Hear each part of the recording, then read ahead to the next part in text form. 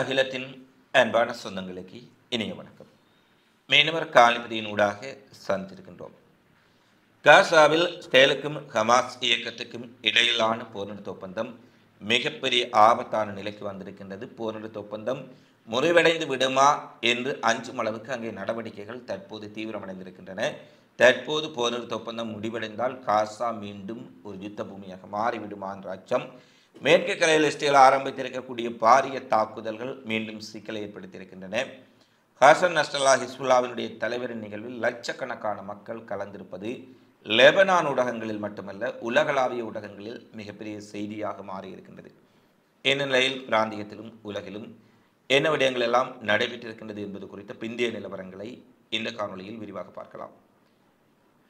காசாவில் ஹமாஸ் இயக்கம் இஸ்ரேல் இடையில் மேற்கொள்ளப்பட்ட பணைய கைதிகள் விடுதலை ஒப்பந்தம், அதாவது காசாவில் அமைதியை கொண்டு வரக்கூடிய போர் நிறுத்த ஒப்பந்தத்தில் முதலாம் கட்டத்தில் ஏற்கனவே அது 3 கட்டங்களாக அமுல்படுத்தப்படும் என சொல்லப்பட்டது. இந்த 3 கட்டங்களில் என்ன விடயங்கள் கூறப்பட்டன என்பதை ஏற்கனவே தெளிவாக பல காணொலிகளில் பேசியிருந்தோம். அதனால் அதை இம்முறை விரிவாக பேசவில்லை. முதலாம் கட்டம் அது சரியான முறையில் சென்றால், 2ஆம் கட்டம் அது சரியான முறையில் அமல்படுத்தப்பட்டால், 3வது கட்டம். இந்த 3 கட்டங்களாக நிறைவேற்றப்படும் இந்த பணைய கைதிகள் விடுதலை காசா அமைதி ஒப்பந்தத்தில் முதலாம் கட்டமே தற்போது தடுமாறிக் கொண்டிருக்கின்றது. ஏற்கனவே நாங்கள் குறிப்பிட்டோம், இந்த பணைய கைதிகள் விடுதலையை 7 கட்டங்களாக ஹமாஸ் இயக்கத்தினர் சொன்னபடி படிப்படியாக அவர்கள் அந்த இஸ்ரேல் பணைய கைதிகளை தொடர்ச்சியாக விடுவித்து வருகின்றார்கள். அவர்கள் எத்தனை கைதிகளை விடுவிப்பார்களோ அதை சொன்னதைப் போல இறுதியாக விடுவிக்கப்பட்ட 6 கைதிகளுடன் அத்தனை முதலாம் கட்டத்துக்குரிய கைதிகள் முற்றாக விடுவிக்கப்பட்டிருக்கின்றார்கள். ஆனால் இஸ்ரேல் தொடர்ச்சியாக இந்த போர் நிறுத்த ஒப்பந்தத்தை மீறி பல்வேறுபட்ட சம்பவங்களை செய்து வருகின்றார்கள் என்பதை நாங்கள் தொடர்ச்சியாக பார்த்திருந்தோம். குறிப்பாக காசாவில், ரஃபாவில், மேற்கு கரையில் பாலஸ்தீனர்கள் மீதான தாக்குதல், அங்கு 100க்கும் மேற்பட்டவர்கள் படுகொலை செய்யப்பட்டிருக்கின்றார்கள். காசாவில் மனிதாபிமான ரீதியில் செல்லக்கூடிய மொபைல் வீடுகள் அனைத்தும் இடிக்கப்பட்டிருக்கின்றன. அங்கு இருப்பவர்களுக்கு சென்று சேரக்கூடிய மொபைல் தற்காலிக குடியிருப்புகள் உள்ளே அனுமதிக்கப்படவில்லை. கட்டிட இடிபாடுகளை, குவியல்களை அகற்றி அந்த இடத்தை துப்புரவு செய்வதற்கு, சுத்தப்படுத்துவதற்கு கனரக வாகனங்கள், ஜேசிபி போன்றவை பாரிய அளவில் அனுமதிக்கப்படவில்லை. ஏன், ராஃபாவின் ஊடாக சுகாதார வசதிகளை பெறுவதற்காக செல்லக்கூடிய காயமடைந்தவர்கள், நோயாளிகளின் அனுமதி கூட மிகவும் மட்டுப்படுத்தப்பட்ட அளவிலேயே இஸ்ரேலினால் மேற்கொள்ளப்படுகின்றது. இவை அனைத்தும் ஒப்பந்தத்திற்கு விரோதமான ஒரு நடவடிக்கை என ஹமாஸ் இயக்கம் பல தடவைகள் வலியுறுத்தி இருந்தாலும் கூட அவர்கள் அந்த ஒப்பந்தத்தில் சொல்லப்படி பணைய கைதிகள் விடுதலையை தாமதப்படுத்தாமல் அந்த தினங்களில் விடுவித்துக் கொண்டே வந்தார்கள்.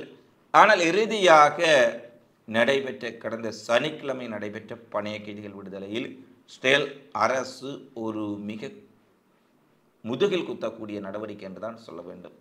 ஹமாஸ் மற்றும் பாலஸ்தீனர்களின் முதுகில் குத்துவதைப் போல இஸ்ரேலிய பணைய கைதிகள் 6 பேர் விடுதலை செய்யப்பட்ட பின்னர் வழக்கமாக அதற்கு எத்தனை பணைய கைதிகளோ 620 பாலஸ்தீன கைதிகள் விடுதலை செய்யப்படுவார்கள் என்று சொல்லப்பட்டது.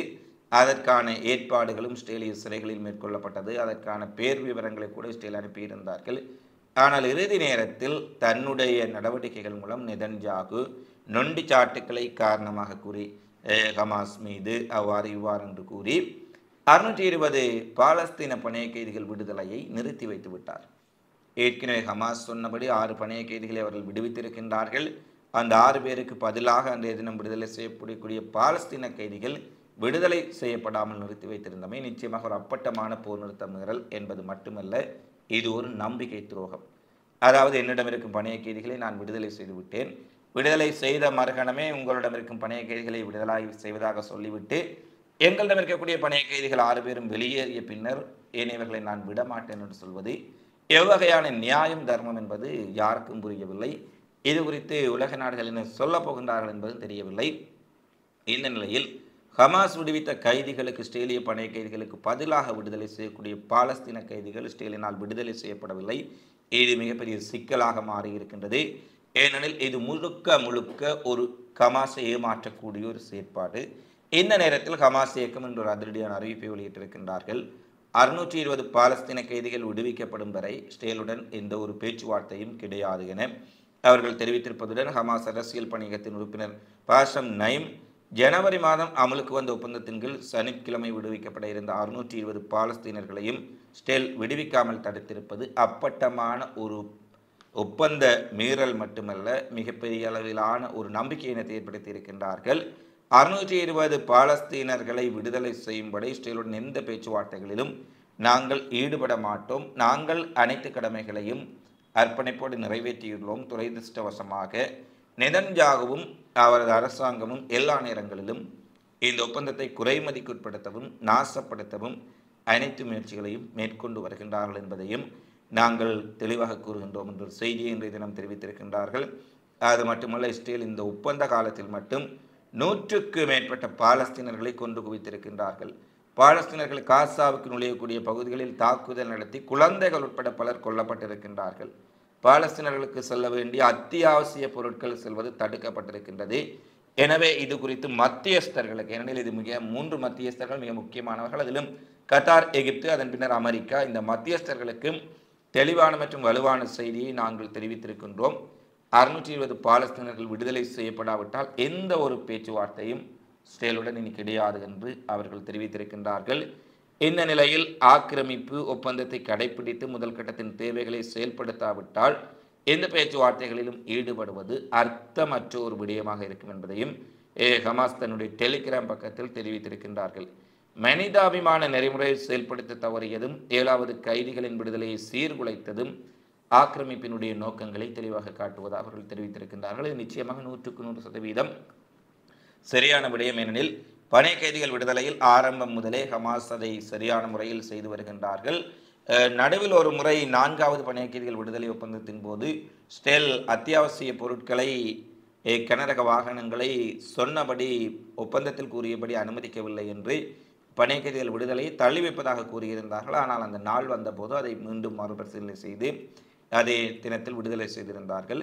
ஆனால் இஸ்ரேலுக்கு தற்போது நடத்தக்கூடிய நடவடிக்கைகள் அனைத்துமே முற்றுமுழுதாக இதை சீர்குலைக்கக்கூடிய நடவடிக்கைகளாகத்தான் இருக்கின்றன. அது மட்டுமல்ல, காசாவில் ஒரு போர் நிறுத்தம் போன்ற ஒன்றை காண்பித்துக் கொண்டு மேற்கு கரையில் இருக்கக்கூடிய பாலஸ்தீனர்கள் மீது மிக கொடூரமான தாக்குதலை இதுவரை இல்லாத அளவுக்கு நெதன்யாகுவினுடைய அரசு மேற்கொண்டு வருகின்றது.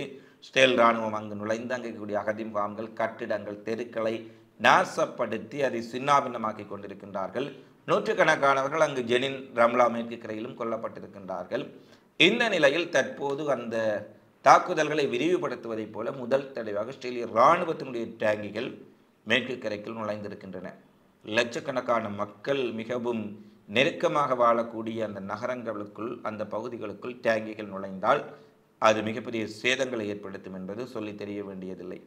எனவே காசாவை எவ்வாறு சீர்குலைத்து சேதப்படுத்தி நிர்மூலமாக்கி பாலஸ்தீன மக்கள் வாழ முடியாத ஒரு இடமாக அதை மாற்றினார்களோ அதை போன்ற ஒரு கொடூரத்தையும் மேற்கு கரையில் தற்போது ஆரம்பித்திருக்கின்றார்கள் என்பதுதான் யதார்த்தமான விடயமாக இருக்கின்றது. இதை இப்போது தடுக்காவிட்டால் மேற்கு கரையும் மிகப்பெரிய அளவில் இஸ்ரேலினால் சூறையாடப்படும் என்பதுதான் வேதனைமிக்க உண்மையாக இருக்கின்றது. நேற்றைய தினம் மிகப்பெரிய அளவில் அங்கே மேற்கு கரையில் கூடிய உட்கட்டுமானங்கள் அளிக்கப்பட்டு டேங்குகள் உள்ளே செல்லக்கூடிய காட்சிகள் வெளிப்படுத்தப்பட்டிருக்கின்றன. காசாவில் பணைய கைதிகள் விடுதலை, பாலஸ்தீன கைதிகளை நிறுத்தியிருக்கின்றார்கள். மேற்கு கரையில் போர் டேங்கிகளை அனுப்பி தாக்குதலை நடத்தியிருக்கின்றார்கள்.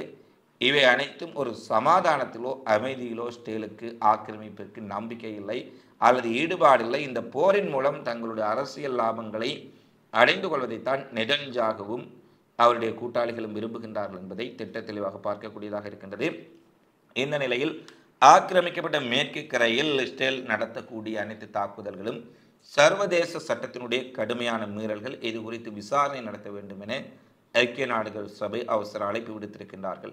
ஜெனீவாவில் நடந்த மனித உரிமைகள் கவுன்சிலின் 58வது அமர்வின் போது போல்கர் துர்க் என்ற தூதுவர் இந்த கருத்துக்களை வெளியிட்டிருக்கின்றார். எனவே ஐநாவினுடைய விசாரணை, அதில் வரக்கூடிய முடிவுகள், அதை இஸ்ரேல் எவ்வளவு தூரம் கடைபிடிக்கப் போகின்றார்கள் என்பதெல்லாம் மிகப்பெரிய கேள்விக்குறி. ஏற்கனவே ஐநாவினுடைய தீர்மானங்களை இஸ்ரேல் எவ்வாறு கடைபிடித்தார்கள் என்பதை நாங்கள் ராஃபாவில் படையெடுப்பு நடந்த போது, காசாவில் அங்கு மனிதர்கள் கொல்லப்பட்ட போது தெளிவாக பார்த்திருந்தோம். இந்த நிலையில் ஆக்கிரமிக்கப்பட்ட மேற்கு கரையில் இஸ்ரேல் நடத்தும் கொடூரமான தாக்குதல்களை நிறுத்துமாறு பிரேசில் வலியுறுத்தி இருக்கின்றார்கள். பிரேசில் வெளியுறவு அமைச்சகம் வடக்கு ஆக்கிரமிக்கப்பட்ட மேற்கு கரையில் உள்ள ஜெனின், துல்கரீம், நொர்ஷாம் அகதிகள் முகாமில் சமீபத்திய நாட்களில் இஸ்ரேல் இராணுவம் நடத்தும் தாக்குதல்கள் தீவிரமடைந்து வருவது ஆழ்ந்த கவலையை ஏற்படுத்தியுள்ளது. டேங்கிகள் மற்றும் இராணுவ ஆக்கிரமிப்பை பயன்படுத்துவதை ஏற்றுக்கொள்ள முடியாது. இது சர்வதேச சட்டம் மற்றும் நெறிமுறைகளை மீறக்கூடிய ஒரு செயற்பாடு. வலுக்கட்டாயமாக 40,000 மேற்கு கரையில் இருக்கக்கூடிய பாலஸ்தீனர்களை இவர்கள் வெளியேற்றி இருக்கின்றார்கள். இவையெல்லாம் சரியான விடயமா என்று பிரேசில் ஒரு கோரிக்கையை விடுத்திருப்பதுடன் உலகத்தை நோக்கி ஒரு கேள்வியை கேட்டிருக்கின்றார்கள். இதற்கு உலக நாடுகளும் இந்த உலக அமைப்புகளும் எவ்வாறு பதில் சொல்லப் போகின்றார்கள் என்பது மிகப்பெரிய கேள்வியாக இருக்கின்றது. இந்த நிலையில் ஸ்டேல் ஐரோப்பிய ஒன்றிய பிரதிநிதிகள் குறிப்பாக காசா விடயம் தொடர்பாகவும் தற்போது இருக்கக்கூடிய சமகால பிரச்சனைகள் குறித்தும் பெல்ஜியத்தின் தலைநகர் பிரசஸில் ஒரு கவுன்சில் கூட்டம் இன்று நடைபெற இருக்கும் என்று தெரிவிக்கப்பட்டிருக்கின்றது. ஐரோப்பிய ஒன்றிய பிரதிநிதிகளுக்கும் ஸ்டேலுக்கும் இடையில் நடைபெறும் இந்த கூட்டத்தில் நீங்கள் தயவு செய்து மேற்கு கரையில் நடக்கக்கூடிய மனித குலத்துக்கு எதிரான குற்றங்களை நீங்கள் கண்டிக்க வேண்டும், ஸ்டேலுக்கு இடித்துரைக்க வேண்டும் என HR மனித உரிமைகள் ஹியூமன் ரைட்ஸ் கண்காணிப்பகம் இன்று ஐரோப்பிய ஒன்றிய தலைவர்களுக்கு மிகப்பெரிய ஒரு கோரிக்கையை விடுத்திருக்கின்றார்கள். இனவரி மற்றும் இனப்படுகொலை உள்ளிட்ட மனித குலத்துக்கு எதிரான குற்றங்களுக்கு பொறுப்பான அரசாங்கம் வழக்கம் போல எந்த விதமான தடுப்புமின்றி கேட்பார் என்று தன்னுடைய இனப்படுகொலை நிறைவேற்றி கொண்டிருக்கின்றார்கள். குறிப்பாக ஆஸ்திரேலிய பிரதமர் நெதன்யாகு உட்பட அங்கிருக்கும் பலர் போர்க்குற்ற நீதிமன்றத்தினால் குற்றவாளிகளில் தீர்ப்பளிக்கப்பட்டிருக்கின்றது. அட்டூழிய குற்றங்களுக்காக அவர்கள் போர்க்குற்ற நீதிமன்றத்தினால் தேடப்படுகின்றார்கள். எனவே நீங்கள் இது எடுத்துரையுங்கள் என ஐரோப்பிய ஒன்றியத்துக்கு கூறியிருக்கின்றார்கள். ஐரோப்பிய ஒன்றியம் இதை எந்தளவு தூரம் ஸ்டேலுக்கு எடுத்துரைக்கப் போகின்றார்கள். ஐரோப்பிய ஒன்றியம் கூறுவது ஸ்டேல் எவ்வளவு தூரம் கவனத்தில் எடுக்கப் போகின்றார்கள். ஸ்டேலுக்கு எதிராக இதன் பின்னர் ஐரோப்பிய ஒன்றிய நாடுகள் ஏதாவது நடவடிக்கை எடுப்பார்களா என்றால் அவற்றையெல்லாம் மிகப்பெரிய கேள்விக்குறியுடன் தான் நிறுத்த வேண்டும். ஏனெனில் கடந்த காலத்தில் இந்த ஐரோப்பிய ஒன்றியம் காசா மக்களுக்காக என்ன செய்தார்கள் என்றால் அது ஒரு மிகப்பெரிய கேள்வியாக இருக்கின்றது. ஆனால் கூட்டங்களை போட்ட ஐரோப்பிய ஒன்றிய கவுன்சில் தொடர்ச்சியாக பேசிக் கொண்டிருக்கின்றார்கள். அந்த பேச்சில் என்ன விடயங்களை அவர்கள் காசா மக்களுக்காக பேசுகின்றார்கள் என்பது எமக்கு தெரியவில்லை.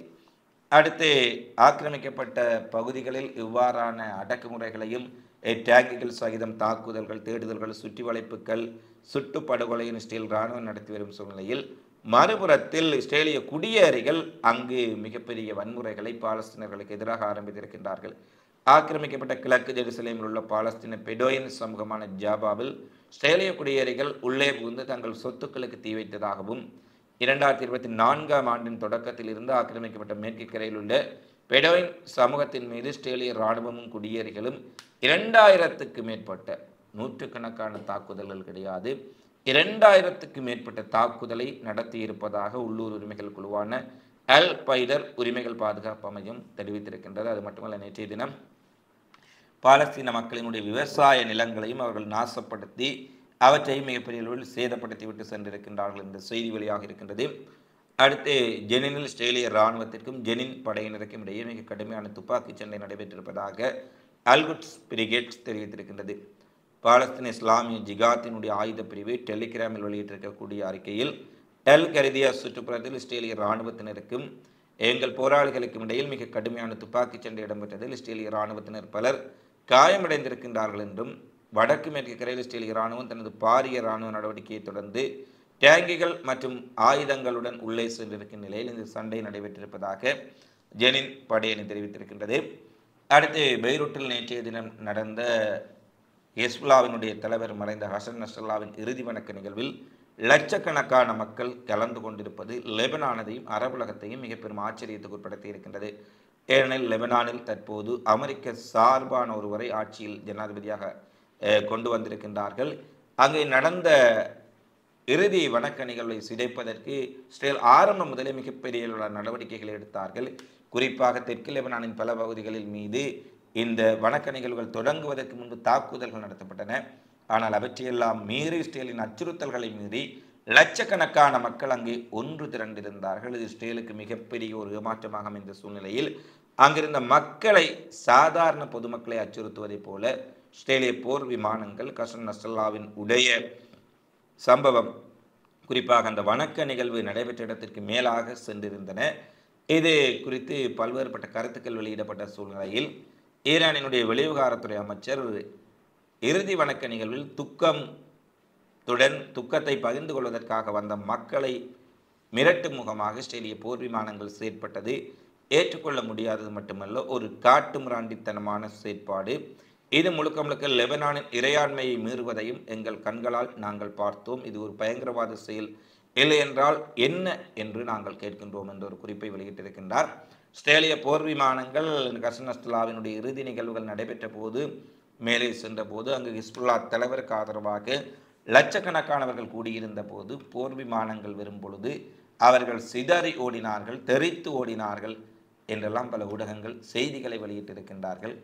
ஆனால் உண்மையில் அங்கு விமானங்கள் சென்றபோது அவர்கள் விமானங்களை பார்த்து இஸ்ரேல் அமெரிக்காவுக்கு எதிராக மிகப்பெரிய எச்சரிக்கை விடுக்கும் கோஷங்களைத்தான் எழுப்பியிருந்தார்கள் என்பதை பார்க்கக்கூடியதாக இருந்தது. அது மட்டுமல்ல, அங்கு விமானங்கள் பறந்தபோது கூட அந்த இடத்தில் இருந்த மக்கள் யாரும் அந்த அஞ்சலி நிகழ்விலிருந்து அகலவில்லை. மாறாக பலர் விமானங்கள் சென்றதை தங்களுடைய கை தொலைபேசிகளில் வீடியோ பதிவு செய்திருந்தார்கள் என்பதுதான் உண்மையான விடயம். ஆனால் ஏனோ தெரியவில்லை, பல ஊடகங்கள், தமிழ் ஊடகங்கள் கூட மேற்கத்திய நாடுகளுக்கு ஆதரவான, அவர்களுக்கு ஆதரவு கொடுக்கக்கூடிய ஊடகங்கள் கசன் நஸ்ரல்லாவின் இறுதி நிகழ்வில் போர் விமானங்களை, இஸ்ரேல் விமானங்களை பார்த்தவுடன் சிதறியோடிய லெபனான் மக்கள் என்று பல செய்திகளை வெளியிட்டிருக்கின்றார்கள்.